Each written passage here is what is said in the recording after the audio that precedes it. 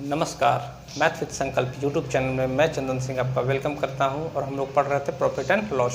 Profit and loss में आज एक नए टॉपिक के साथ हम लोग मिल रहे हैं। वह है जब ए वस्तुओं का क्रय मूल्य बी वस्तुओं के विक्रय मूल्य के बराबर हो। अच्छा टॉपिक है और काफ़ी सारे क्वेश्चन इस एग्ज़ाम में पूछे भी जाते हैं। मैं आप लोगों को अभी प्रॉफिट एंड लॉस करा रहा हूँ। इसके बाद फिर प्रॉफिट एंड लॉस का ही सेगमेंट है डिस्काउंट, तो डिस्काउंट करा दूँगा।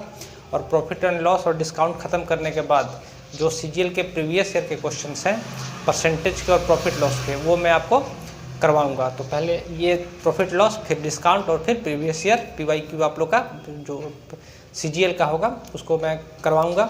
तो आप लोग लगातार मेरे साथ जुड़े हुए रहिए और जुड़े हुए तो आप हैं ही, और लगातार आप इसी तरह से अपना सहयोग मुझे देते रहिए। तो आइए देखते हैं। पहले आप इनका स्क्रीनशॉट ले लीजिए और स्क्रीनशॉट लेने के बाद मैं इसको मिटाऊंगा क्वेश्चन को, और पहले मैं इस टर्म को आपको समझा देता हूं।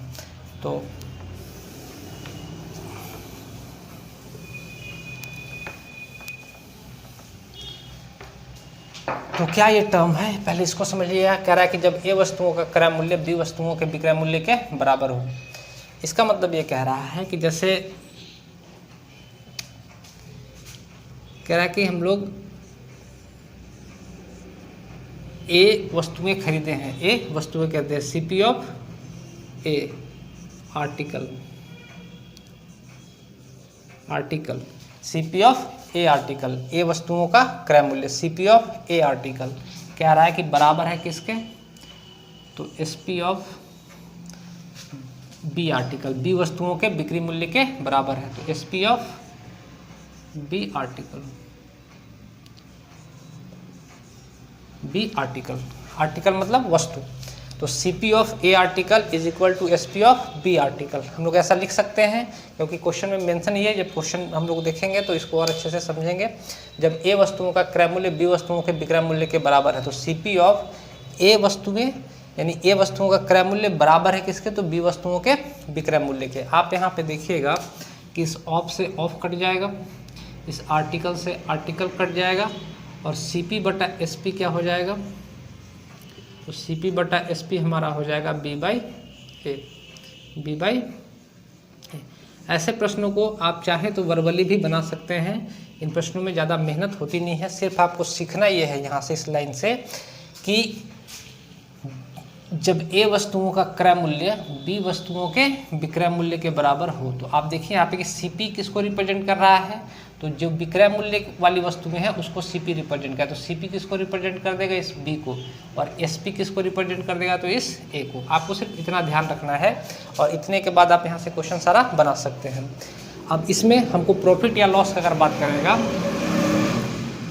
अगर प्रॉफिट हो रहा होगा तो प्रॉफिट हमको पता है कि एसपी बड़ा होगा सीपी से, यानी ए माइनस बी होगा। और अगर लॉस हो रहा होगा तो हम कह सकते हैं कि सीपी बड़ा हो जाएगा एसपी से, यानी बी माइनस ए होगा। और जब इस टर्म को आप रखिएगा तो यहीं से आपको दिख जाएगा कि दोनों में ग्रेटर कौन है, तो प्रॉफिट हो रहा होगा तो ए माइनस बी, और लॉस हो रहा होगा तो बी माइनस ए हो रहा होगा। बाकी परसेंट प्रॉफिट लॉस निकालने का तो फॉर्मूला होता है, तो आपको ध्यान से इस बात को समझना है। अब एक बार फिर से कि जब भी ऐसा आपको प्रश्न बोलेगा कि जब ए वस्तुओं का क्रय मूल्य बी वस्तुओं के विक्रय मूल्य के बराबर है, तो आपको इस बात को समझना है कि CP of A article is equal to SP of B article. आप ऐसे रख के भी बना सकते हैं, लेकिन मेरा कहना है कि जब आपको इतनी बातें पता होंगी तो डायरेक्ट आप इस बात को रखिएगा कि सीपी किसको रिप्रेजेंट करेगा, जो विक्रय मूल्य के साथ होगा उसको, और एसपी किसको रिप्रेजेंट करेगा, जो क्रय मूल्य के साथ होगा उसको। अब बाकी आप लोग इसको रेशियो में रख लीजिएगा और प्रॉफिट लॉस के हिसाब से जो भी आपसे पूछेगा यहाँ से हम लोग आंसर कर पाएंगे। तो उम्मीद है इतनी बात आपको समझ में आई होगी। तो इसको मैं मिटा देता हूँ, आप लोग इसका स्क्रीनशॉट लेते रहिए। तो अब आते हैं क्वेश्चन में। क्वेश्चन क्या कहता है, क्वेश्चन हमसे कह रहा है, पहला क्वेश्चन कहता है कि 400 नींबुओं का लागत मूल्य 320 नींबुओं के विक्रय मूल्य के बराबर है। 400 नींबुओं का लागत मूल्य 300 नींबुओं के विक्रय मूल्य के बराबर है। तो आप ऐसा लिख सकते हैं कि सीपी ऑफ 400 लेमन बराबर है किसके, तो 400 नींबुओं का क्रय मूल्य बराबर है किसके, तो 320 नींबुओं के विक्रय मूल्य के बराबर, यानी एसपी ऑफ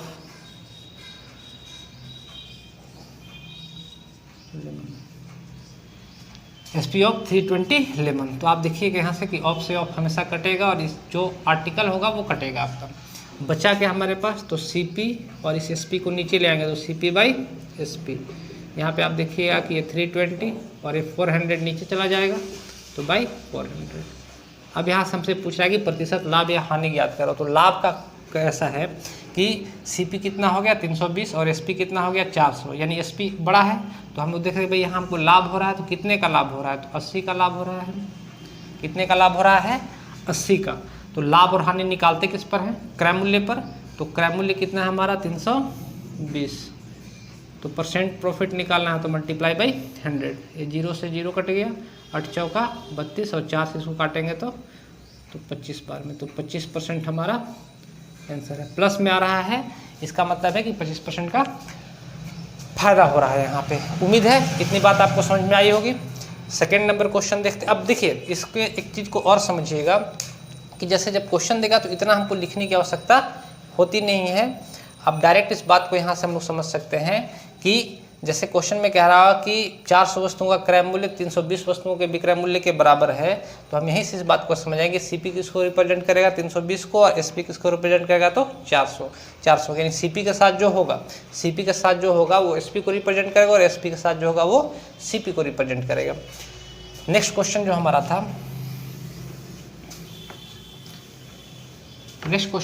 था वो कुछ इस तरीके से था कि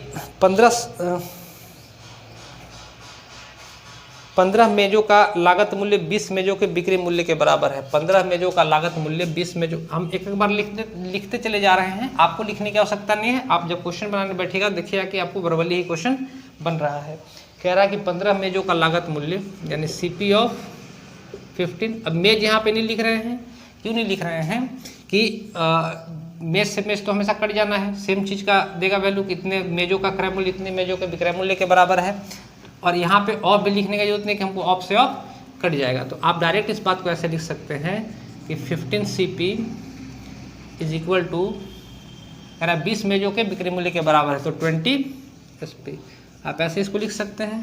तो CP बाई SP अगर हम लोग कर रहे होंगे CP बाई SP तो 20 बाई 15 हो जाएगा। 5 से काटिएगा इसको तो, या नहीं भी काटिए, काट के भी निकाल सकते हैं इसको, सिंप्लीफाई करके भी निकाल सकते हैं, बिना सिंप्लीफाई किए भी निकाल सकते हैं। तो हम लोग कह रहे हैं कि भाई CP कितना हो गया तो 20, CP कितना हो गया 20 और SP कितना हो गया 15। तो प्रॉफिट हुआ कि लॉस हुआ, तो हम लोग कहें कि लॉस हुआ। CP ज़्यादा हो गया है किससे, SP से, यानी कि लॉस हो रहा है। तो कितने का लॉस हो रहा है, तो हम लोग कहेंगे भाई 5 का लॉस हो रहा है। कितने पे, तो प्रॉफिट या लॉस निकालते किस पे हैं, CP पे। ये पीछे हम सिखा चुके हैं, कोई लोग यहीं से वीडियो देख रहे होंगे तो शुरू से देखिएगा, ये सारी बातें आपको समझ में आएंगी। तो प्रॉफिट या लॉस निकालते किस पर है, CP पर। और परसेंट प्रॉफिट निकालने के लिए 100 से मल्टीप्लाई कर दें तो 20 पचे 100 और 50 25, यानी कि 25% का ये क्या हो रहा है, इसको लॉस हो रहा है। 25% का क्या हो रहा है, लॉस हो रहा है। उम्मीद है इतनी बात आप लोग को समझ में आई होगी। बाकी 2-3 क्वेश्चन और हम इस पर करवा देते हैं आपको, क्वेश्चन सिमिलर ही मिलने हैं। 2-3 क्वेश्चन और कराते हैं, आपका खुद का कंसेप्ट क्लियर होगा और खुद से क्वेश्चन बनाइएगा और मुझे कमेंट करके भी बताइएगा कि आपसे क्वेश्चन बन रहा है कि नहीं बन रहा है।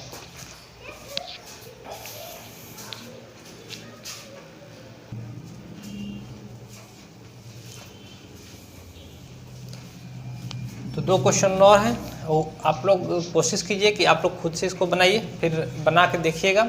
अगर क्वेश्चन बन जाएगा तो अच्छी बात है और नहीं बनेगा तो फिर मैं आप लोग को ये सिखाऊंगा ही। तो क्वेश्चन क्या कह रहा है, पहले आप लोग इसको पॉज कर लीजिएगा वीडियो, क्वेश्चन बनाइएगा फिर इसको देखिएगा। तो क्या कह रहा है कि 12 पेनों का विक्रय मूल्य 20 पेनों के लिए। तो आपको जो इस क्वेश्चन में ज़्यादा से ज़्यादा चेंज जो कर सकता है वो इसको चेंज कर सकता है, क्रय मूल्य और विक्रय मूल्य के टर्म को। जैसे यहाँ पे क्या लिखा है कि जब ए वस्तुओं का क्रय मूल्य बी वस्तुओं के विक्रय मूल्य के बराबर हो। आपको चेंज इतना कर सकता है कि पहले विक्रय मूल्य दे देगा, बाद में क्रय मूल्य देगा, या फिर पहले क्रय मूल्य दिया रहेगा या बाद में विक्रय मूल्य दिया रहेगा। यही आपको इसमें चेंज कर सकता है। लाभ या हानि यहाँ से निकाल सकते हैं। तो यहाँ कह रहा है कि 12 पेनों का विक्रय मूल्य, तो हम लोग लिख सकते हैं कि 12 SP। आपको जैसे लिखा हुआ है वैसे आपको लिख देना, 12 SP इज इक्वल टू 20 पेनों के लागत मूल्य के बराबर है 20 CP। तो आप देखिएगा कि SP बटा CP, SP बटा CP क्या हो जाएगा, तो 20 बटा 12। अब ऐसा हम लोग कह सकते हैं कि CP कितना है 12 और SP कितना है 20। तो प्रॉफिट है कि लॉस है, तो प्रॉफिट है कितनी वस्तुओं का, 8 का। किस पे, तो CP पे। प्रॉफिट या लॉस किस में निकालेंगे, CP पे। तो CP कितना है 12। ये ध्यान रखिएगा कि इसके ऊपर या नीचे होने से कोई फर्क नहीं पड़ेगा। SP के साथ जो होगा वो SP को रिप्रेजेंट करेगा और CP के साथ होगा वो CP को रिप्रेजेंट करेगा। हम लोग इसको ऐसा इसलिए लिख रहे हैं क्योंकि पहले इसमें SP देकर रखा था, बाद में CP देकर रखा था, और इससे पहले जो क्वेश्चन था उसमें पहले CP था फिर SP था। तो लिख वो कैसे भी सकता है, चेंज वो आगे पीछे इसको कर सकता है, आपको सिर्फ इस टर्म को ध्यान रखना है। और परसेंट प्रॉफिट पूछ रहा है तो 100 से मल्टीप्लाई कर देते हैं। 8 से इसको काटेंगे तो ये कटेगा 4 दूना 8 और 4 तिहाई 12, 2/3, तो 100/3 कितना हो जाएगा, तो 66.2/3%। ये और ये हमने फ्रैक्शन वैल्यू आप लोगों को सिखाई थी कि 2/3 किसका फ्रैक्शन होगा, तो 66.2/3% का फ्रैक्शन होगा। तो इतना परसेंट का हमको लाभ हो रहा है, इतना परसेंट का लाभ हो रहा है। ये थोड़ा सा कॉम्प्लिकेटेड छोटा में हो गया है तो थोड़ा ध्यान से दिखिएगा, दिख जाएगा, ज़्यादा दिक्कत नहीं है। बाकी आप लोगों को तो बनाना सीख ही चुके हैं। और नेक्स्ट जो क्वेश्चन हमारा है, नेक्स्ट जो क्वेश्चन है वो ये वाला है।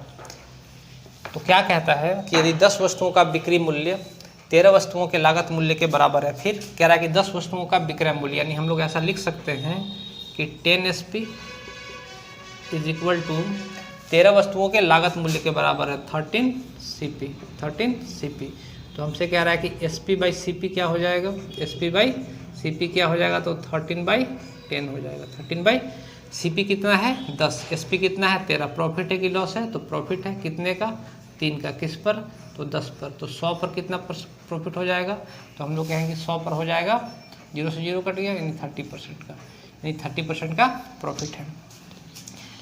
उम्मीद है इतनी बातें आपको समझ में आई होंगी। और क्वेश्चन ये आसान बनते हैं, ज़्यादा मुश्किल क्वेश्चन होते नहीं हैं। लेकिन अगर आपको नहीं आएगा तो काफ़ी उटपटांग आपको पढ़ने में लगेगा क्वेश्चन, लेकिन जब आ रहा होगा क्वेश्चन आपको समझ में होगा कि क्या हमसे पूछ रहा है। तो सेकंडों का क्वेश्चन है, आप इसको चाहे तो वर्बली भी बना सकते हैं, ज़्यादा इसमें कुछ मेहनत नहीं है। आप इसको लैंग्वेज के तौर पे समझना चाहें तो लैंग्वेज के तौर पे भी समझ सकते थे। यदि 10 वस्तुओं का विक्रय मूल्य 13 वस्तुओं के लागत मूल्य के बराबर है का मतलब यही निकलता है कि जब हमने 10 वस्तुएं बेची होंगी, जब हमने 10 वस्तुएं बेची होंगी तो उतने में हमने 13 वस्तुएं खरीद ली होंगी। 10 वस्तुएं बेचकर हमने 13 वस्तुएं और खरीद ली होंगी। तो आपको खुद समझना है कि 10 वस्तुएं कहीं से हम लोग 10 वस्तु खरीद के लाए थे, किसी जगह से, ध्यान से इसको समझिएगा इस लाइन को, किसी जगह से हमने 10 वस्तुएं खरीद कर लाई थी और जब हमने उसको बेच दिया तो दोबारा हम उसी वस्तु को 13 वस्तु खरीदने के लायक हो गए हैं। हमने 10 वस्तुएं खरीदी थी, 10 वस्तुओं को बेचा और 10 वस्तुएं बेचकर हम 13 वस्तुएं खरीदने के लायक हो गए हैं। तो हमको एक बात समझ में आई कि हमको 3 वस्तुओं का यहाँ पे फायदा हो रहा है। 10 वस्तुएं बेचकर अगर 13 वस्तुएं हम खरीद सकते हैं, यानी 3 वस्तुओं का हमको फायदा हो रहा है। तो खरीदी गई वस्तुएं शुरुआत में कितनी थी, तो 10 वस्तुएं, और 10 वस्तुएं ही बेची गई, यानी क्रय मूल्य कितना रहा होगा शुरू में, तो 10 वस्तु और 3 वस्तु का हमको फायदा है, यानी 10 पर 3 का फायदा है। तो 100 पर कितना होगा, तो 30% का। तो आप चाहें तो इस क्वेश्चन को वर्बली भी बिना पेन पेंसिल उठाए भी बना सकते हैं, बस थोड़ी सी आपको इसमें थोड़ा सा ध्यान रखना है, बाकी तो कुछ नहीं है। तो ये वीडियो आपको कैसा लगा मुझे कमेंट करके ज़रूर बताएं, और आपका प्यार और सहयोग मुझे लगातार मिल रहा है, इसके लिए आपको धन्यवाद। तो आज के लिए इतना ही, मिलते हैं नेक्स्ट वीडियो में।